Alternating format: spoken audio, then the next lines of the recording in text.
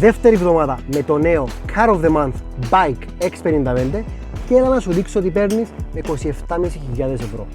Ένα CSUV 4,62 μέτρα μήκος, τετρακύλινδρο τέρπο κινητήρα 1,5 λίτρων, 177 ύπους με 7 τάχυτων DCT κυβότιο ταχυτήτων και κίνηση στους εμπρόστροχους, πανοραμική γυάλινη οροφή, ηλεκτρικά θερμαινόμενα και αεριζόμενα καθίσματα, wireless Apple CarPlay και Android Auto, wireless charging, σύγχρονα συστήματα υποβοήθησης του οδηγού, premium αίσθηση υλικών παντού, δυσκολεύουμε να βρω σκληρών πλαστικών, 7 χρόνια εγγύηση και.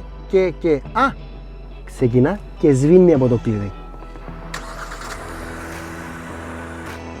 Και όλα αυτά με 27.500 ευρώ και εξοπλισμό που συνήθως βρίσκεις σε πολύ πιο ακριβά μοντέλα. Αυτό είναι το νέο μας Car of the Month. Το ζούμε για ένα μήνα για να ξέρεις πραγματικά τι αγοράζεις.